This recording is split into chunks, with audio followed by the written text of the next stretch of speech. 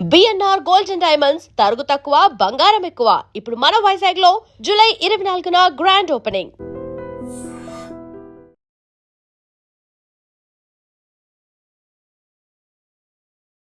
India Pakistan match అంటే ఇప్పుడు craze తగ్గింది కానీ 1990లో అయితే వేరే లెవెల్లో ఉండేది.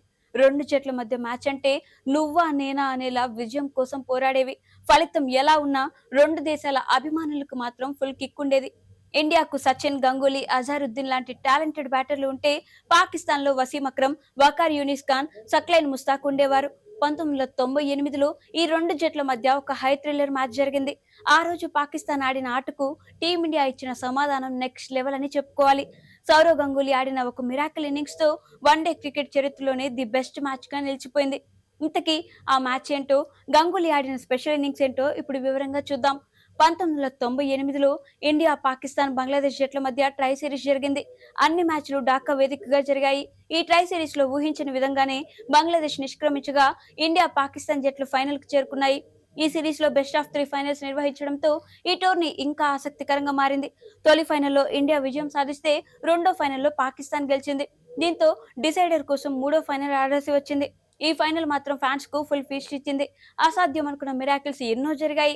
పాకిస్తాన్ తమ బ్యాటింగ్ తో దుమ్ము లేపితే ఇండియా అంతకు మించి ఆడి దాయాది జట్టుకు దిమ్మ తిరిగే షాక్ ఇచ్చింది. 315 పరుగుల టార్గెట్. వన్డేలో ఈ టార్గెట్ అంటే ఇప్పుడు వినడానికి చాలా నార్మల్ గా అనిపించవచ్చు. ఎందుకంటే ఫ్లాట్ వికెట్స్, పవర్ ప్లే, నాణ్యమైన బౌలర్లు తగ్గడం, టీ20లు రావడంతో అగ్రెసివ్ గా బ్యాటింగ్ చేసే వాళ్ళు ఎక్కువగా ఉండడం, ఇలా బిగ్ టార్గెట్ చేయడానికి ఎన్నో కారణాలున్నాయి. అదే ఒక 10 ఏళ్ల ముందు ఇలాంటి టార్గెట్ చేస్తే ఆశ్చర్యపోయేవాళ్ళు. అదే 20 ఏళ్ల ముందంటే అదొక అద్భుతంగా చూసేవారు. కానీ ఇండియా 1998లోనే మిరాకిల్ చేసింది. ఊహించడానికి కూడా కష్టమైన టార్గెట్ చేసి సంచలనంగా నిలిచింది. అది కూడా పాకిస్తాన్ పై కావడం, ఫైనల్ కావడంతో ఈ మ్యాచ్ మరింత స్పెషల్ గా మారింది. వర్షం కారణంగా మ్యాచ్ అరగంట ఆలస్యం కావడంతో మ్యాచ్ ను 48 ఓవర్లకు కుదించారు. పాకిస్తాన్ మొదటగా బ్యాటింగ్ చేసిన ఈ మ్యాచ్ లో హై స్కోర్ నమోదైంది. షహీద్ అఫ్రిది, అమీర్ సోహైల్ లాంటి కీలక వికెట్లు తీసి ఇండియా తొలి 10 ఓవర్లో కాస్త పైచేయి సాధించినట్టే కనిపించింది. కానీ పాకిస్తాన్ అసలు సిసలు బ్యాటింగ్ షో ఇక్కడి నుంచే స్టార్ట్ అయింది. ఓపెనర్ సయీద్ అన్వర్ విజృంభణకు భారత బౌలర్ల వద్ద సమాధానమే లేకుండా పోయింది. మరో ఎండ్లో ఇజాజ్ అహ్మద్ కూడా రెచ్చిపోయి ఆడడంతో వీరిద్దరిని ఇండియా ఆపలేకపోయింది.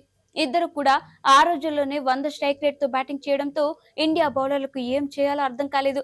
చూస్తుండగానే వీరిద్దరూ తమ హాఫ్ సెంచరీలు పూర్తి చేసుకున్నారు. ఇద్దరు క్రీజ్ లో సెట్ కావడంతో బ్యాటింగ్ వేగాన్ని పెంచారు. అన్వర్, ఇజాజ్ భారత బౌలర్లను అలవోకగా ఆడేశారు. ఈ క్రమంలో మూడో వికెట్ కు 200 పైగా భాగస్వామ్యం నెలకొల్పడమే కాదు, ఇద్దరు తమ సెంచరీలను కంప్లీట్ చేశారు. ఇద్దరు దాదాపు చివరి వరకు బ్యాటింగ్ చేసి పాకిస్తాన్ స్కోర్ కార్డ్ ను 300 పరుగులు దాటించారు. అప్పట్లో స్కోర్ 300 పరుగులు దాటిందంటే విజయం ఖాయం చేసుకోవాల్సిందే. కానీ పాకిస్తాన్ మాత్రం 48 ఓవర్లోనే 314 పరుగులు చేసి అసాధ్యమైన టార్గెట్ ను సెట్ చేసి విజయంపై భరోసాగా కనిపించింది. అన్వర్ 140 పరుగులు చేస్తే ఇజాజ్ 117 పరుగులు చేసి దుమ్ము లేపారు. ఎంత బ్యాటింగ్ లైనప్ ఉన్నా కూడా 315 పరుగుల టార్గెట్ అంటే విజయంపై ఎలాంటి జట్టైనా ఆశలు వదులుకోవాల్సిందే. టీమిండియా విజయంపై కూడా పెద్దగా ఆశలు లేవు. ప్రతి ఒక్కరూ పాకిస్తాన్ టోర్నీ గెలవడం కన్ఫర్మ్ అనుకున్నారు. కానీ ఎంత కఠినమైన పరిస్థితుల్లోనైనా గివ్ అప్ ఇవ్వకూడదనే విషయాన్ని టీమిండియా ఆ రోజు నిరూపించింది. పోరాడితే పోయేదేముంది అనేలా మన జట్టు చాలా కాన్ఫిడెంట్ గా బ్యాటింగ్ చేసింది.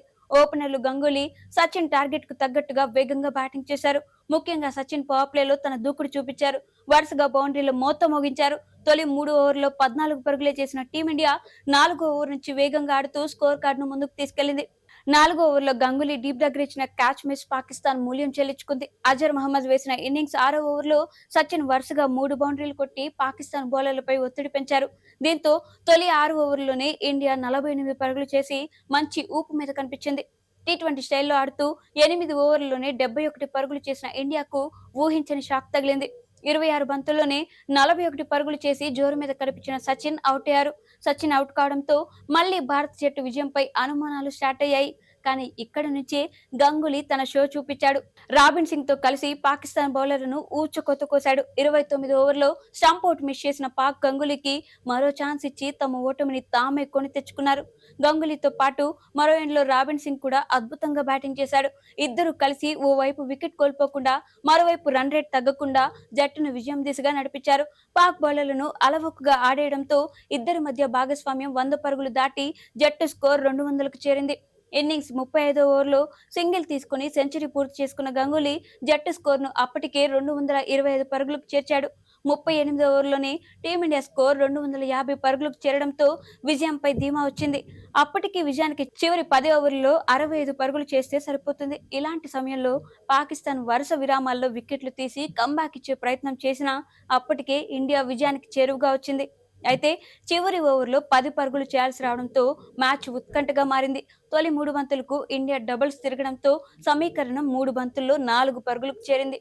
ఇక చివరి 2 బాల్స్ కు 3 పరుగులు కావాల్సిన దశలో హృతికేష్ కాంత్ కేర్ మిడ్ వికెట్ మీదుగా బౌండరీ కొట్టడంతో టీమిండియా సంచలన విజయం సాధించింది. ఇక్కడ అసలు హైలైట్ ఏంటంటే వన్డే క్రికెట్ చరిత్రలో అప్పటి వరకు ఇదే సక్సెస్ఫుల్ చేజ్. అసాధ్యం అనుకున్న చేజింగ్ గంగూలీ చేసిన సెంచరీ కారణంగా సుసాధ్యమైంది. సచిన్ ఇచ్చిన మెరుపు ఆరంభం, రాబిన్ సింగ్ చేసిన 82 పరుగుల జట్టు విజయంలో కీలక పాత్ర పోషించాయి. ఈ మ్యాచ్ ఇండియన్ వన్డే క్రికెట్ చరిత్రలోనే వన్ ఆఫ్ ది బెస్ట్ గా నిలిచింది. And for more videos, Please subscribe to iDream. Please subscribe to iDream. Please subscribe iDream. And please subscribe to iDream. For more videos, subscribe to iDream. please like, share and subscribe to the channel. Congratulations, iDream. subscribe to iDream. Subscribe to iDream. So subscribe to iDream Media. iDream ki iDream team అందరికి huge congratulations. Please subscribe iDream Media. Please subscribe to iDream. Subscribe iDream. Please subscribe to iDream. iDream అంటే నా కళల channel subscribe చేసుకున్న నోరు తిరుగుతలేదు. మీరైతే గంట గుర్తు కొట్టండి. For more such videos, please subscribe to iDream. Subscribe to iDream. Please subscribe to iDream. Please subscribe iDream Media. Please do subscribe to iDream. Please subscribe to iDream Media. For best entertainment and information, please subscribe iDream. And don't forget to subscribe to iDream.